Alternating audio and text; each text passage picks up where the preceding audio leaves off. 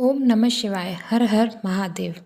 आज की वीडियो में हम जानेंगे सावन के महीने में पुत्रदा एकादशी कब है। तो आइए जानते हैं कि एकादशी का व्रत क्यों करना चाहिए, व इसको करने से हमें किस चीज़ की प्राप्ति होती है या इसका महत्व क्या होता है। श्रावण मास के शुक्ल पक्ष की एकादशी को पुत्रदा एकादशी कहते हैं। पुत्रदा एकादशी अब की बार 16 अगस्त को है। पद्म पुराण के एक में इस एकादशी की महत्व बहुत ही खास बताया गया है।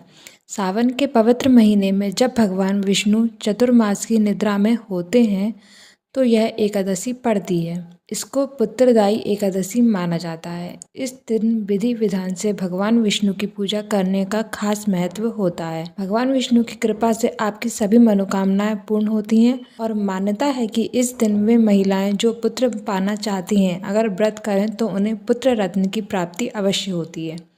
तो आइए जानते हैं पुत्रदा एकादशी व्रत का महत्व क्या है और इसकी पूजा विधि क्या है। पुत्रदा एकादशी की डेट मतलब कि तारीख। पुत्रदा एकादशी इस बार 16 अगस्त को है। इस एकादशी तिथि का आरंभ 15 अगस्त को सुबह 10:26 से हो जाएगा और इस एकादशी का समापन 16 अगस्त को सुबह 9:39 पर होगा। व्रत का पारण 17 अगस्त को सुबह 5:51 से 8:05 तक किया जा सकता है। पुत्रदा एकादशी व्रत का महत्व क्या है। पुत्रदा एकादशी का व्रत करने से आपको अक्षय पुण्य की प्राप्ति होती है। साथ ही आपको मृत्यु उपरांत वैकुंठ लोक की प्राप्ति भी होती है।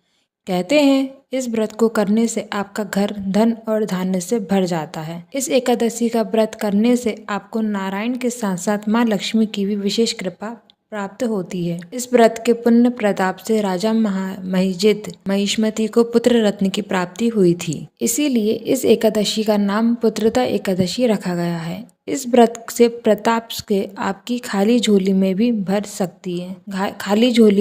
सकती है। इस तिथि पर वैष्णव समाज के लोग भी भगवान विष्णु जी की पूजा करते हैं। पुत्रदा एकादशी व्रत को करने की पूजा विधि बहुत ही सरल मानी गई है। पुत्रदा एकादशी के दिन सुबह जल्दी उठकर स्नान कर लें और घर के मंदिर को गंगा जल से छिड़ककर पवित्र कर लें। इसके बाद आप भगवान विष्णु और माँ पार्वती की प्रतिमा को लकड़ी की चौकी पर पीला कपड़ा बिछाकर उसे वहाँ पर स्थापित कर दें। उसके बाद गंगा जल से इसका अभिषेक करें और पुष्प के साथ तुलसी दल अर्पित करें। अगर आपको व्रत रखना है तो व्रत करने का संकल्प लें और यदि व्रत नहीं करना है तो पूजा करके आहार ग्रहण कर सकते हैं।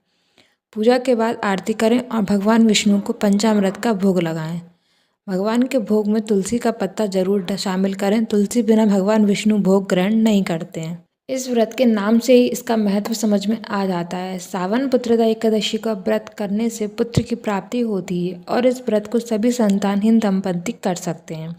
भगवान विष्णु के आशीर्वाद से पाप मिट जाते हैं, दुख दूर होते हैं और आपको अच्छी संतान की प्राप्ति होती है।